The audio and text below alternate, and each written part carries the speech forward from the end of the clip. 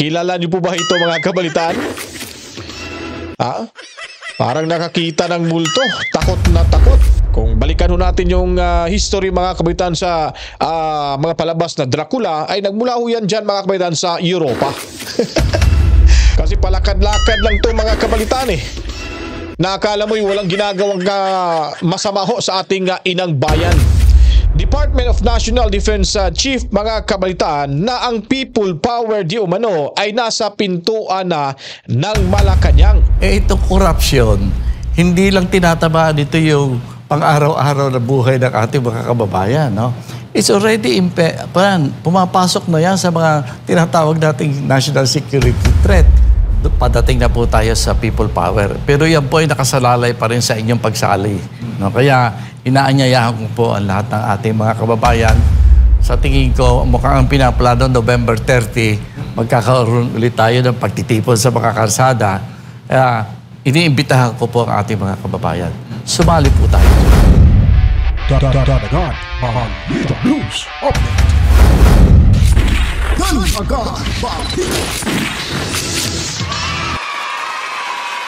Welcome back mga kabalitaan, magandang buhay ho. Nagbabalik ko tayo dito ho sa ating munting bahay, ang Danagan Balita Reaction Video News Update. Kamusta ang lahat po mga kabalitaan? Well, ngayon po ay ating pag-uusapan ang sinasabi hong kumakalat kahit sa social media ay marami hong mga nagsasabi na gaganapin na ho. Merong paparating na people power mga kabalitaan. Kung ito ay matutuloy, sigurado ho, kabahan ho dito si Bungit. Kasi nga po mga kabalitaan, sa mga oras na ito ay atin hong pag-uusapan dahil yung dati hong Secretary of National Defense mga kabalitaan, mamaya ipapakita ho natin sa inyo, ay sinisiguro ho sa darating na November 30, magkakaroon ho talaga ng people power sa harap mismo ho ng Malacanang. Kaya bago pa po ang lahat mga kabalitaan, huwag niyo pong kalimutan para malaman ho ng karamihan kung ano po mga ganapan sa ating lipunan. Paliguan po ito ng maraming likes, buhusan ng maraming komento, reaksyon, opinion, suggestion, at of course mga kabalitaan, i-share nyo na rin po bawat video inyong mapapanood dito ho sa ating munting bahay. And then, sa hindi pa po nakapag-subscribe, well, pindutin lamang po ang subscribe button at notification bell. So bago tayo tutungo dyan mga kabalitaan, itong isang magiting na kabataang o leader ng kabataang Muslim mga kabalitaan, naku, hindi ho siya na tinag dahil siya po daw ay papadala no ng subpoena o di kaya warrant of arrest mga kabalitaan. Tinatakot pa ho yung kapatid nating Muslim. Alam naman ho natin yung mga kapatid nating Muslim mga kabalitaan, may mga paninindigan ho yan.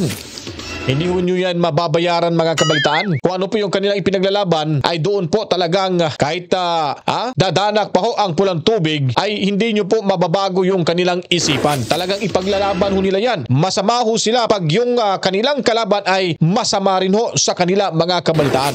Pero kung kabutihan man lang, saksi na ho tayo dyan. Lalo na itong ating senador na si Senador Robin Hood Padilla. Makikita ho natin yung kabutihang puso na meron ho ito mga kabalitaan. Kaya huwag nyong ismuli ng ating mga kapatid na Muslim dahil kung pagkakaisa lang, mas talo ho tayong mga Kristiyano.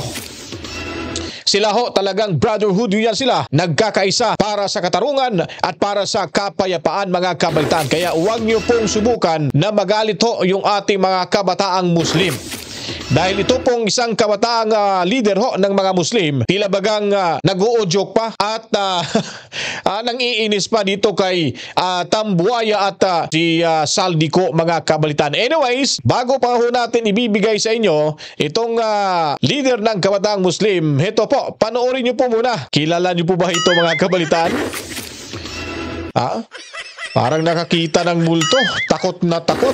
Sino po ba itong lalaking to mga kabalitaan? Baka ito yung bago niyang bodyguard dyan sa...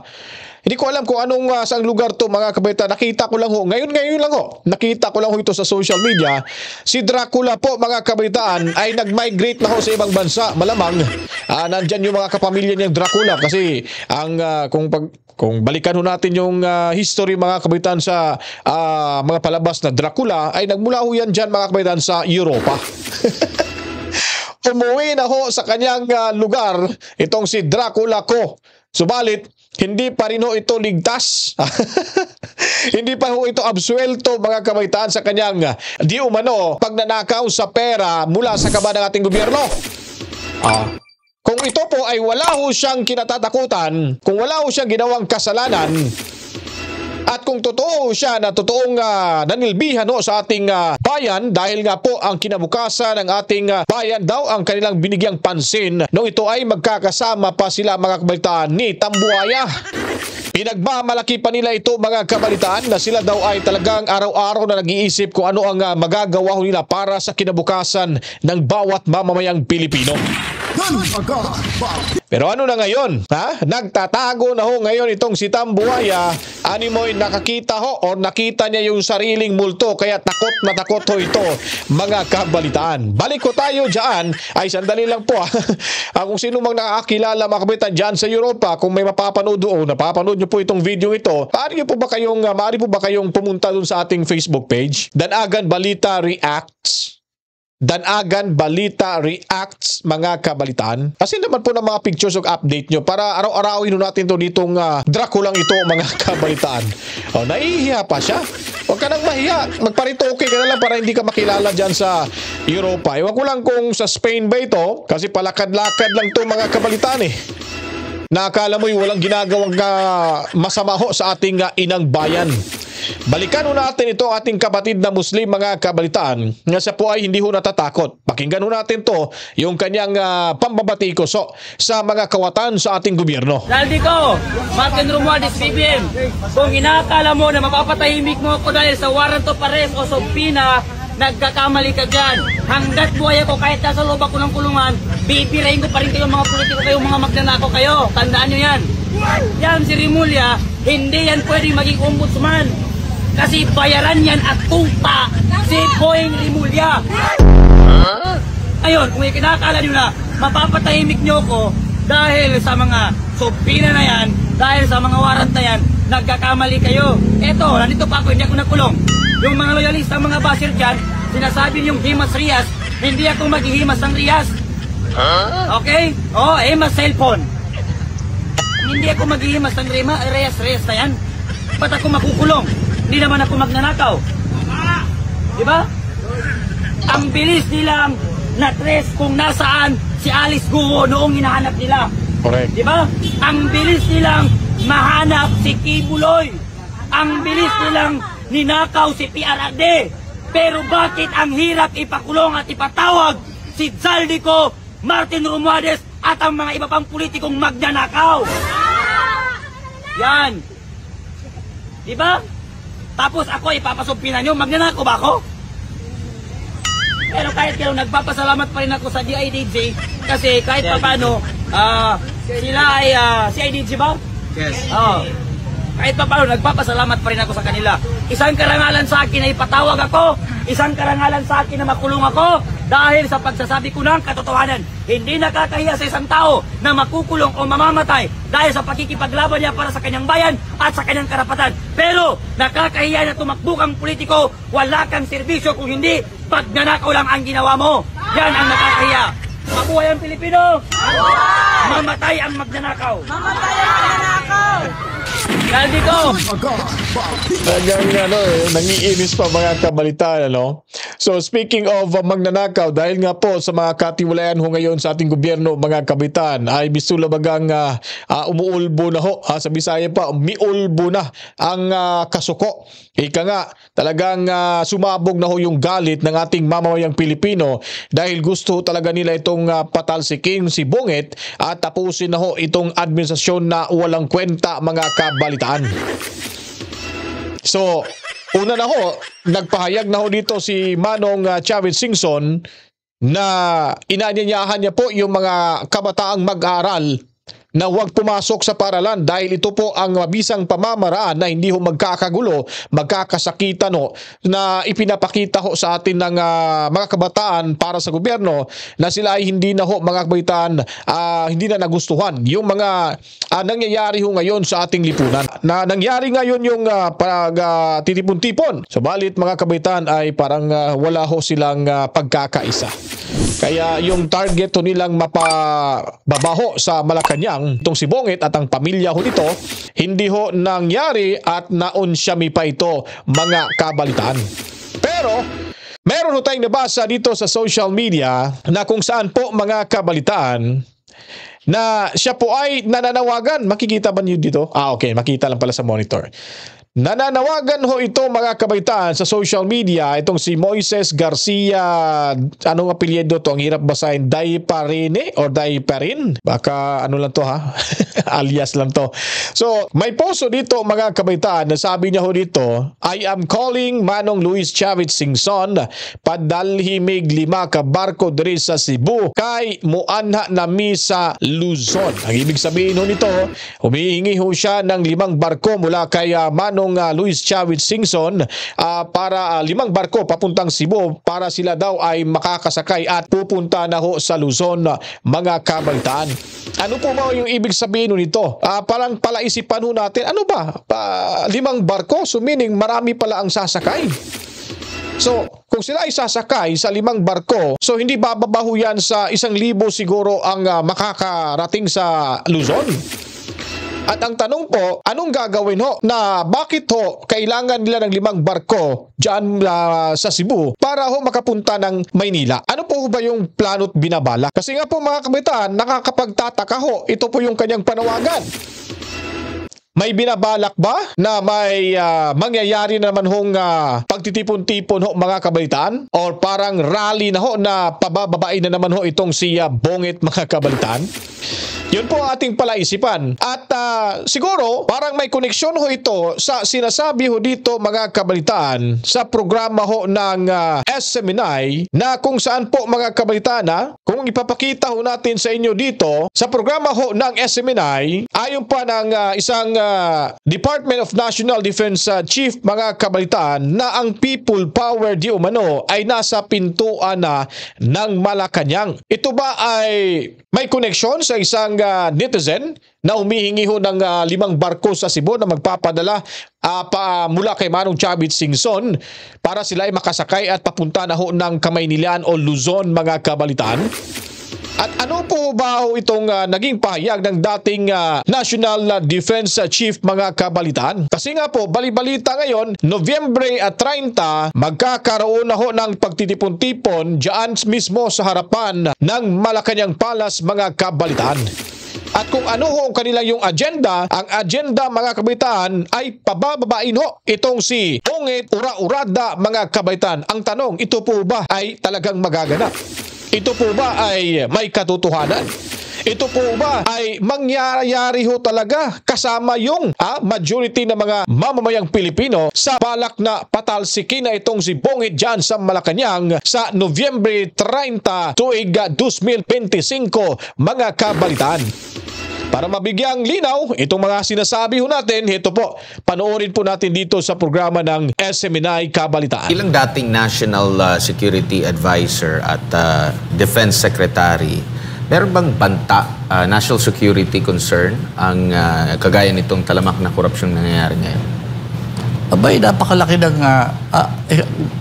dapat nga pag-aralan lang mabuti kasi alam mo, gumagawa tayo ng mga pag-aaral para masabi natin na particular issue o a particular concern ay national security threat.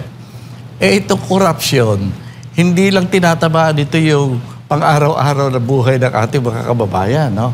It's already pumapasok na yan sa mga tinatawag nating national security threat. Kasi kung titignan mo yung distribution ng budget natin, kung bisa din mas malaki yung budget ng mga walang kwentang agency, i-compare mo sa, kunyari, sa ating intelligence community, sa ating pagpapamodernize ng ating armed forces. Tingnan mo ang mga budget. Dapat ine-examine natin yan. Bakit nakakalabang pa yung mga walang kwentang ahensya doon sa mga talagang mga ahensya na nagbabantay ng ating seguridad? Opo, at kumbaga, ang puna pa nga ng ilang mga kritiko, masyado tayong matapang labang sa China, pero yung sa military natin, laging nababawasan yung para sa modernization. Itong recent lamang na pagdinig sa Defense Department, meron na naman na senador ang nagsasabi na siya na dismayado dahil bumababa na naman yung para sa modernization. Nakita niya na kung itong nalustay na pera or napunta lang sa korupsyon na pera, na modernize na sana yung ating military na pwedeng kumbaga pang palaman doon sa tapang natin, lalo na doon sa kahandaan natin, kung sakaling magkaroon ng sumiklab, lalo na sa sigulot dyan sa bahagi ng West Philippine Sea. Talaga naman. Kaya nga dapat pag-isip-isipan na natin. No? Kasi hindi higpitan natin yung pagtungo ng budget doon sa mga dapat puntahan. No? Lalo na sa matters of national security. Kaya nga nasabi ko earlier, mukhang mas malaki pa yung budget doon para lang maproteksyonan na manatili sa puder ang ilang mga leader ng ating bansa. Mas binabawasan yung mga essentials, no? Katulad ng modernization of our armed forces. No? Sa kasalukuyan, kung titignan mo, sa buong daigdig, yung mga bansa na hindi basta-basta pumapayag sa giyera, committed sa peace. And yet, they are increasing their budget for their armed forces in a very dramatic manner. Ang taas ngayon ng kanilang mga budget allocated for yung kanilang sariling pagtatanggol ng kanilang sovereignty. Dito sa atin, medyo palagay ko, bagaman may mga magaganda ng indication, kinukuripot pa rin hanggang ngayon. Opo. Sa ganitong mga panahon, nabubulgar yung korupsyon, yung sistematikong pamamaraan, paano manakaw ang pera ng bayan, grabing parang sindikato kung may tuturing kasi doon pala sa pera na inilaan para sa certain project, marami na pala, nadidivide na pala sa lahat para walang magsalita, no? Kumbaga, naging sistematiko, naging sindikato na yung dating. Heto pat sinabayan pa tayo ng mga kalamidad, no? Mga natural calamities na nagiging hamon. So, anong nakikita nyo pong lesson na dapat malaman ng mga botante, ng mga Pilipino sa mga ganitong sitwasyon? Parang na-expose yung mga leader natin kung nandun ba yung kanilang kakayanan, like kagaya dito sa problema sa korupsyon, problema sa kriminalidad, kasi marami na naman tayong nakikitang broad daylight na naman na krimen dito sa pag-handle ng yung tawag nito, pag-handle dito sa epekto ng kalamidad po, Secretary. Alam mo, masaklap dyan, dito sa biglang nangyari na na-expose na kayo mga inilahad mo na sistema ng korupsyon sa Pilipinas, mulat na mulat ang taong bayan. Ramdam na ramdam nila, alam nila yan. Kung magbubutuhan, sa tingin ko mga kababayan natin, buboto ng tama. Kung hindi dadayain. Yun ang problema natin. Kaya ang sinasabi, bakit ako nagsasabi ng resign all? Hindi naman ako taong nanggugulo no? Pero pag sinabi mo resign all, ang implikasyon niyan, ang sinasabi mo, yung sistema ng pamumulitika at politikang umiiral, hindi na lalabas ang katotohanan. Hindi na lalabas ang kung ano kagustuhan ng ating sambayanan. Ang mga pagbabagong iniisip at nararamdaman ng ating lipunan ay hindi na mangyayari hanggat hindi natin talaga binabago ang sistemang umiiral ngayon sa electoral system natin. Pagpili natin ng mga mamumuno sa atin, yung klase ng politiko na namumuno sa atin. These are important questions na alam na ng mga kababayan natin kung anong isasagot dyan. Kaya lamang mali ang sistema. Kailangan baguhin. Yung sinasabi nating resign all. Ang ibig sabihin yan, hindi naman sa pinagdududahan natin ang lahat. Ang sinasabi lang, baguhin na natin ang sistema. Ang pamamaraan ng pagpili. Kung hindi, kahit anong gawin ng ating mga kababayan, galit na galit man yan, walang mangyayari. Opo, at mapapasana all na lang yung ilan sa ating mga kababayan dahil may mga bansa na kahit bago pa lang, halimbawa na iluklok sa pwesto, na sangkot sa kontrobersya, kaya nilang mapababa agad no? Meron silang mga proseso, like halimbawa doon sa Thailand, hindi pa umiinit yung pet ng kanilang every 3 years, every 6 years, bago mapalitan yung nakikita mo, masyadong mahaba. Kung ipapa-impeach naman siya, masyado ring mahaba. Kung kakasuhan, mahaba rin. So, kumbaga, minsan, pagdating na ng eleksyon, nagiging mabait para makuha ulit yung simpatya ng taong bayan, mahahalala ulit. Meron pa ba tayong pag-asa na magaya ng ganong klase ng sistema? Alam mo kasi, ito, bihira itong nangyayari sa atin ngayon, Alam mo, dito sa atin, tama ka. Wala sa sistema natin yung Pagka ayaw na ng taong bayan na wala na ng tiwala, pwede mong tanggalin. Wala sa sistema natin yan. Nangangailangan pa tayo ng revolusyon. Kaya ito, ngayon, ang maganda sa nangyayari sa bayan natin, dalawang bagay. Una, napatunayan natin na ang Pilipino pwedeng magrevolusyon ng walang violence. No? Yan, napaka-importante yan. At palagay ko, iyan pa rin ang laging hinahangad ng ating kababayan na kung sakalit may gagawin tayo, walang violence. Walang sakitan, no? Number 1 yan. Number 2, mukhang darating na ulit ang isang revolusyon sa Pilipinas. Alam mo, ang revolusyon o kaya yung tinatawag nating people power, yan ang form ng ating revolusyon eh. Standard na natin ngayon na naipakita natin sa daigdig. Dumarating na yan nang walang nakakapigil. Hindi pwedeng pigilin niya kasi nagbubuhat na yan sa puso at damdamin ng ating mga kababayan. Kapag nabuo yung tinatawag na national sentiment, kahit sa panig ng daigdig, national sentiment means that the entire nation. Sandali na po mga kabaitaan, bago po kayo magpapatuloy sa panonood, paalala lamang ho ito. Baka po kasi nakaligtaan nyo pong mag-subscribe, subscribe na po kayo para po kayong lahat lagi updated sa mga ganapan mula ho sa mundo ng social media. I-like at i-share nyo na rin po ito kabalitaan. Kung lipunan, kikilos na. Magpapakita na ng kanilang damdamin publicly. Yan ang people power, no? Eh ako, natutuwa at nais kong ibalita sa mga hindi pa nakakadinig. Ang people power na handyan na sa pintuan ng Malacanang, darating na yan. Ngayon, ingatan natin. Samantalahin natin na kung magkakaroon tayo ng people power, magkakaroon ng tunay na pagbabago, ay ayusin natin. Paghandaan natin. Huwag yung, ang pinaghahandaan lang natin marami tayo sa karsada. Dapat may mga nag-iisip na, ay kung manalo tayo, paano? Anong klaseng electoral system ang dararapat natin gawin? Ano mga new policies para sa darating at susunod na gobyerno ang ating pinag-iisipan? Dapat may grupo na nagpaplano niyan. Dalawang bagay ang dapat nating iniintindi. Yung paano maging matagumpay ang people power at kung paano natin isasaayos ang bulok na sistema ng ating pamahalaan sa kasalukuyan. Opo. Dapat niyang pinaplano na. Ngayon pa lang. Sa mga ganap po ngayon, Secretary, yung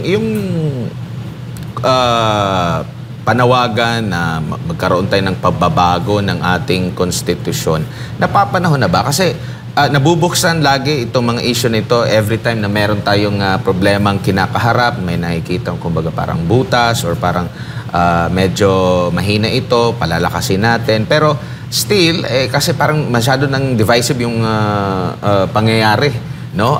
Marami ng division ang nangyayari, maraming mga sariling interest, kaya hindi mo mapagkakatiwalaan. O ito bang gagalaw sa ating konstitusyon? Talaga bang ito yung gagawin niya? Or baka sariling benepisyo rin niya? So, nandun tayo sa point na kahit, halimbawa, dito sa mga panawagan na magkaisa para sa paglaban sa korupsyon, meron ding kanya-kanyang interest eh.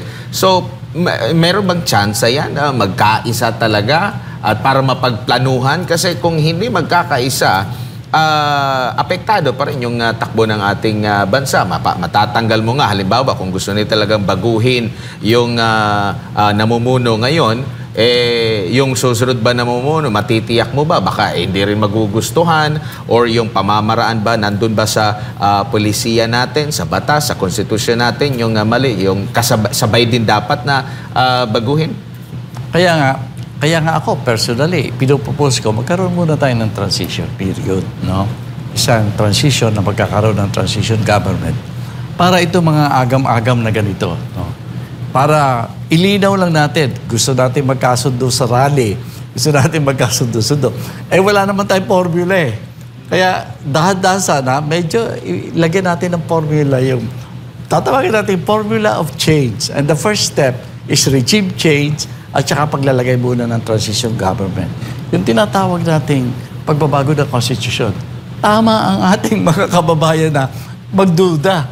Kasi kung gagawa tayo ng konstitusyon according to the prevailing system, either mag-constitutional convention tayo o magkaroon tayo ng, ano ba yun, yung kongreso gagawin natin, siyang gagawa ng konstitusyon. Yun ang mga pinagdududahan natin, paano. Kaya kailangan magkaroon muna tayo ng transition government Yung transition government, kung i-recall lang natin ang ating kasaysayan, parang yun ang ginawa ng ating EDSA People Power eh. Nagkaroon muna ng parang transition period ng mga steps na nakita natin. Unang-una, binago ang konstitusyon. Ang gumawa ng isang constitutional commission. No, hindi constitutional convention. Dahil alam ng mga nagrevolusyon na pag constitutional convention at tatawagin mo yung mga nasa pwesto. Kaya yan, lessons learned yan sa kasaysayan natin. Ang ginawa ng una natin people power, nagbago tayo ng charter. Nagbinago natin ang ating electoral system para kung mag-people by plebiscite tayo na i-approve yung constitution, tama na yung electoral system. Number 2, tinagal natin lahat. Senado, Kongreso, pati nga Supreme Court. Resign all ang nangyari, di ba? Pinapaalala ko lang yun, kaya ako nagre-recommend ng resign all. Kailangan natin isang transition government na mag-supervise kung paano mangyayari yan. Ang atin lang, dapat tingnan mabuti, yung transition government natin, ay wag namang mawili na silang nakaupo sa pwesto. Ang isa sa mga fundamental na gagawin nga bagong electoral system, yung transition government, para tumawag ng eleksyon. Na sana mga tamang leader nang uupo sa atin. Pag na-elect na natin ang talagang pinagdesisyonan ng taong bayan na magiging tamang leader ng bansa, dissolve na yung transition government. Opo. Yung mga iniisip natin changes, yung mga yan, preparatory yan, new electoral system, bagong konstitusyon, no?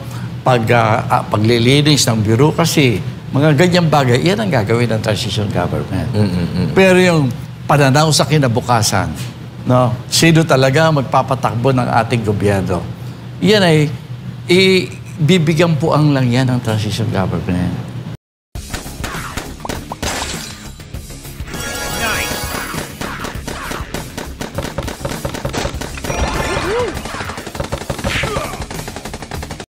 Opo. At pagkatapos dyan, yung naka-elect na magpapatakbo ng gobyerno. Opo. Sir, bilang panghuli na lang mula sa akin, nandun din yung agam-agam. Pag-usapan natin yung agam-agam. Meron ding mga agam-agam na baka may impluwensya din mula sa mga banyaga at pwedeng samantalahin itong mga pangyayari or samantalahin o palalain pa para maiayon dun sa kanilang gustong maging naratibo.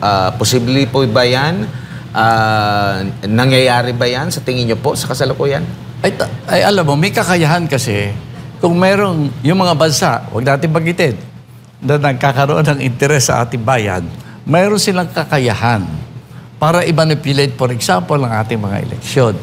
Mayroon silang kakayahan na para baguhin yung mga pinag-uusapan dito sa bayan natin. Nandiyan lahat yan.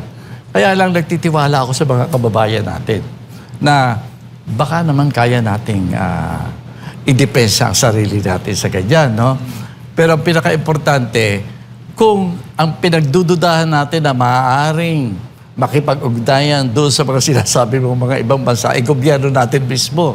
Kaya kailangan palitan na. Palitan na muna. Magkaroon tayo ng bagong gobyerno at pakiusap sa ating mga kababayan.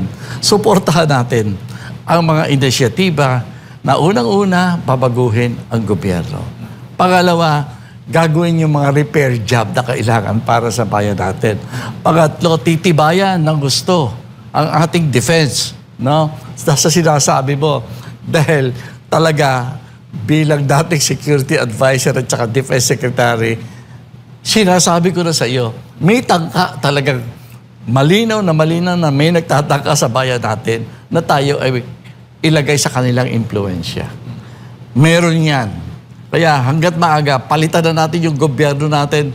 Kasi ang gobyerno natin, sa tingin ko hindi ko nila lahat. Parang hindi na alam ang gagawin kung paano aayusin ang depensa natin. Ayan, huli na lang, Secretary, kung mag-resign po lahat ng mga opisyal, tulad nga itong mass resignation, sino po sa tingin po ninyo ang dapat mamuno sa ating bansa? Kung meron po kayong nakikitang unifying factor dito sa ating bansa. So, yan ang talagang pinag-uusapan ng todo ngayon.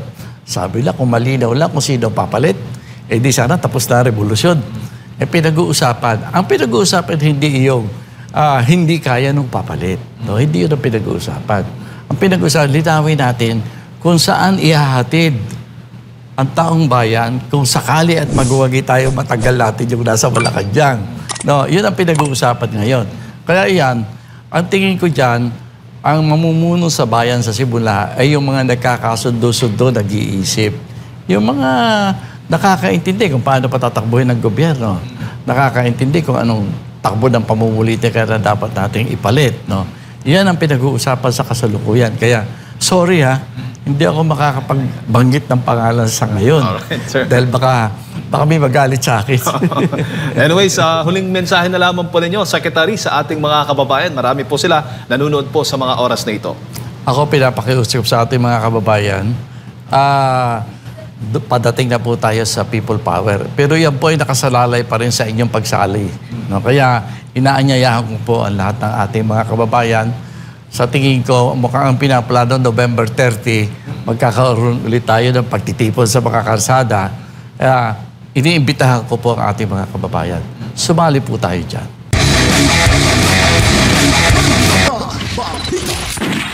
Ayun po mga kabaitan, kumpirmado po, Nobyembre 30, magtitipon-tipon sa kalsada at ayon pa ho, ito ay papunta na ho ito sa pintuan ho ng Malacanang mga kabalitaan.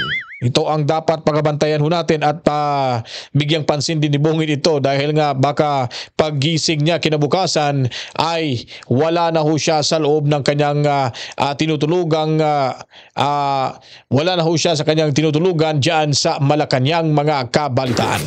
Kaya magkaisa po para sa ikabubuti ng lahat at makinig tayo sa mga nakakarami at makinig tayo sa nakararami kung ano po ang talagang nararapat na gawin ho para sa ating bayan dahil ito po nakasalalay dito ang kinabukasan ng ating inang bayan, nakasalalay po ang kinabukasan ng mga kabataan at sa saling lahi pa mga kabalitaan. Kaya kung nagustuhan niyo po itong ating video presentation, huwag kalimutan po, support niyo po ito sa pamamagitan po. Suportahan niyo po ito sa pamamagitan po ng pag-subscribe at pag-share sa mga video inyong napapanood mga kabalitaan. Magbabalik ko tayo sa darating mga oras dito pa rin ho sa ating munting bahay.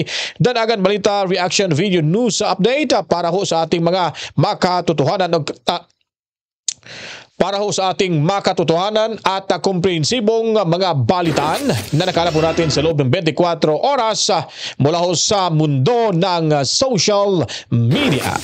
To God be the glory. Mwah, chip chip. Peace out.